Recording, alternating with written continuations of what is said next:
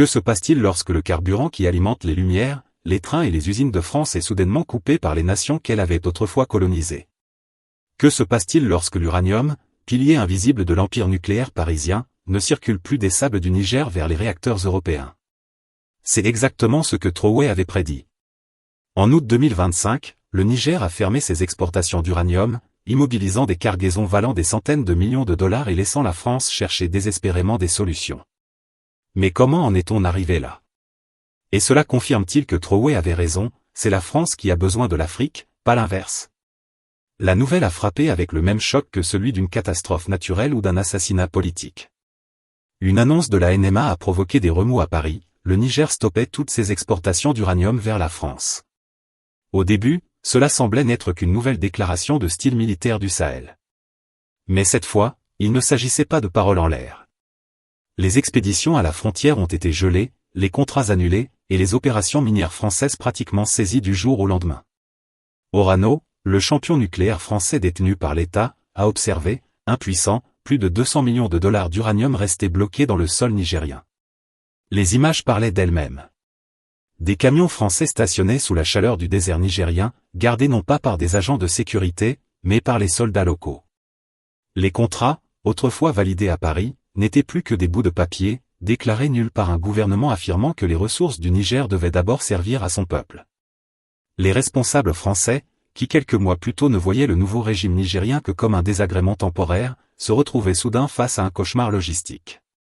À Paris, le choc fut immédiat, réunion d'urgence à l'Élysée jusqu'à tard dans la nuit, briefing des ministres sur les scénarios les plus catastrophiques, chute de l'action d'Orano déjà fragile après des années de perte d'influence en Afrique.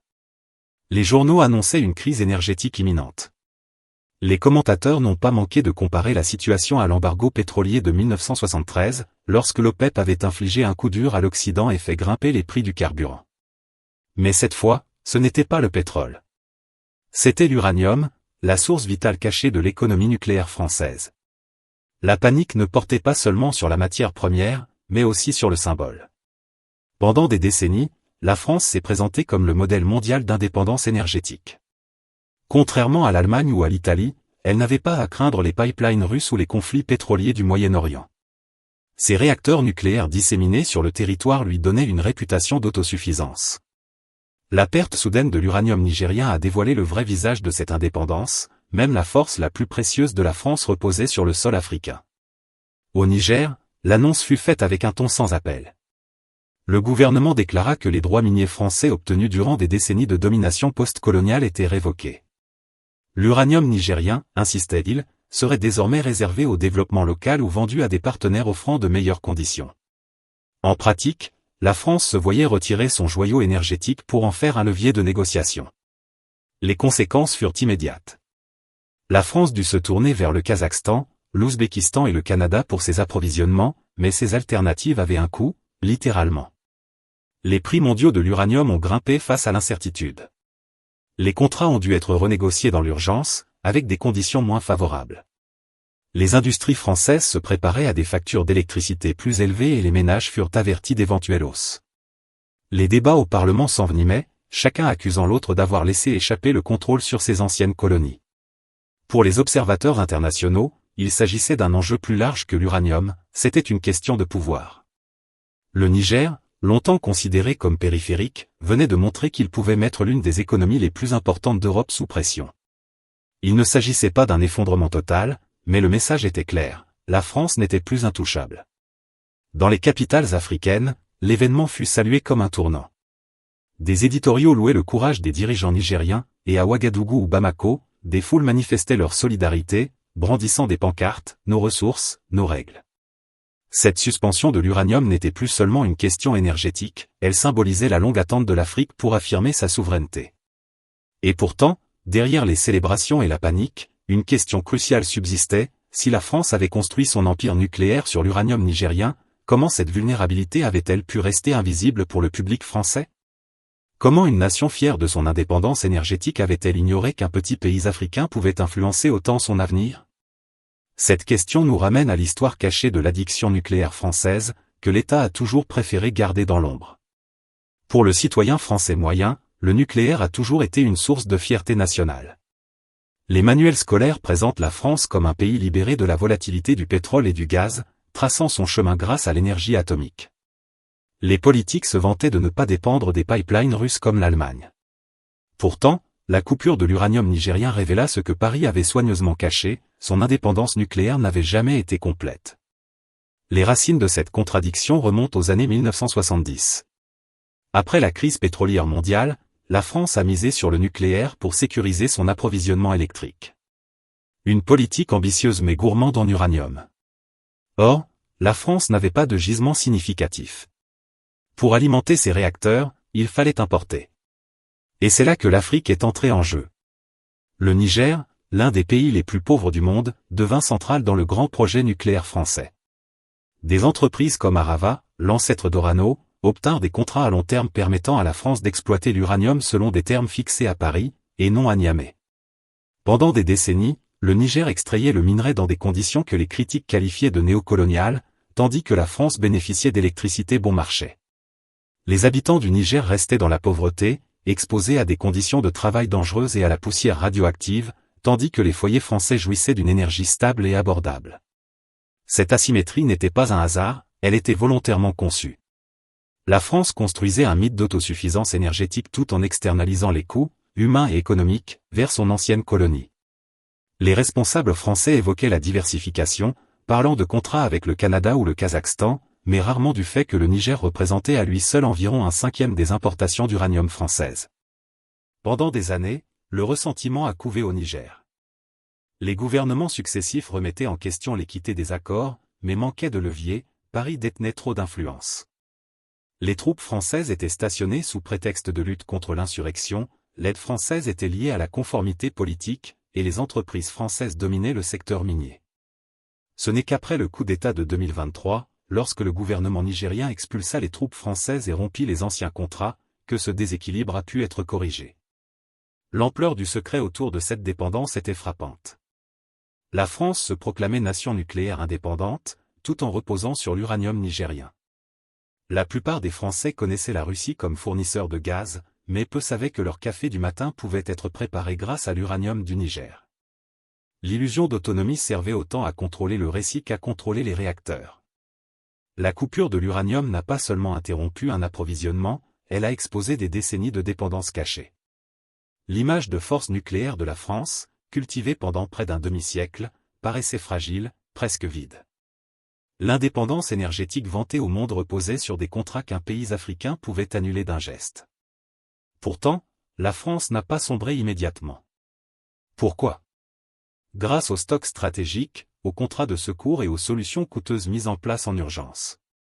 Ces mesures temporaires ont permis de gagner du temps, mais à un prix élevé.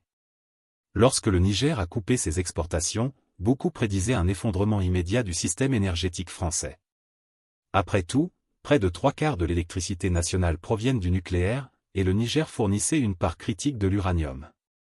Pourtant, jours et semaines après l'annonce, les usines continuaient de fonctionner, les trains circulaient et Paris brillait toujours la nuit.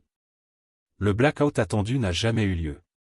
La raison, la France s'était préparée à ce type de choc.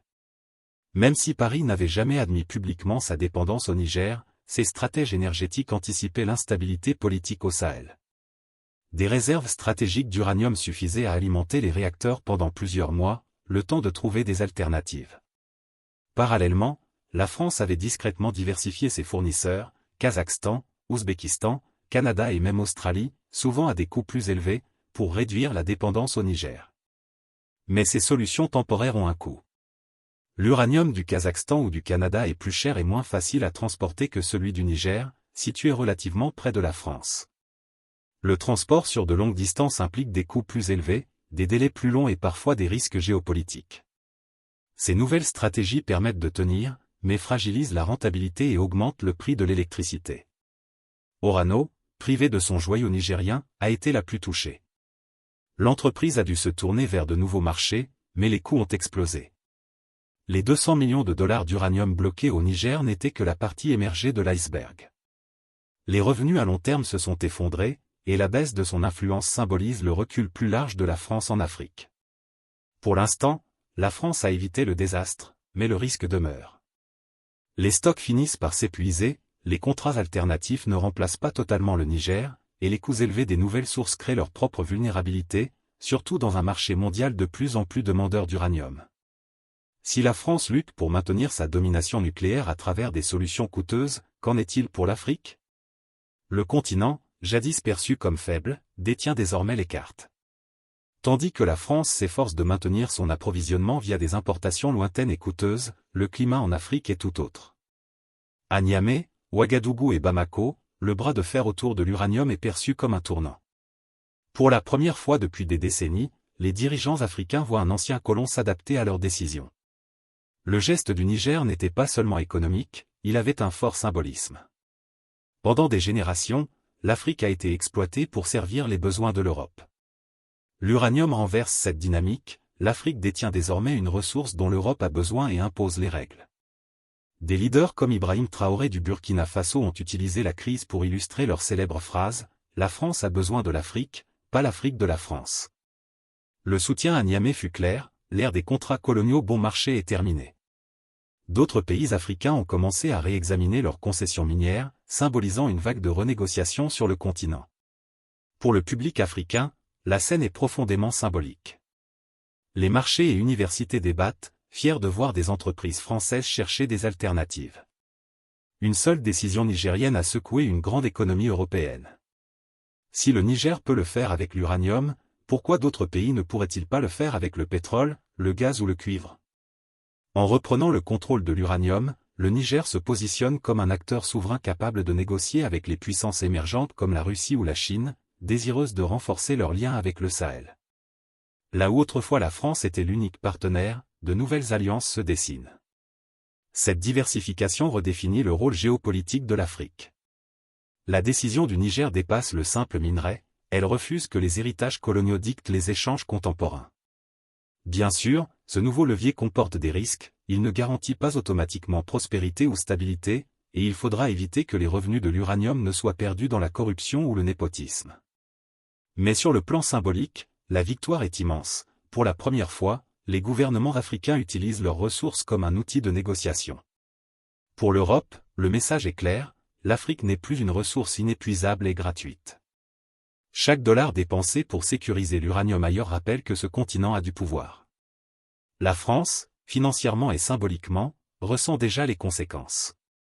Le conflit sur l'uranium montre que l'Afrique, en s'unissant autour de sa souveraineté, peut transformer ses ressources en véritable pouvoir mondial. Ce qui a commencé avec de l'uranium coincé au Niger révèle une vérité plus large, l'ordre colonial s'effrite et un nouvel ordre émerge. L'Afrique n'est plus seulement un panier de ressources, mais une force capable d'influencer le destin de ceux qui l'avaient dominé. Les mots de Traoré résonnent plus fort que jamais, la France a besoin de l'Afrique, pas l'Afrique de la France. Ce qui semblait une provocation devient la définition d'une nouvelle ère, un siècle africain où souveraineté, pouvoir et fierté ne sont plus négociables.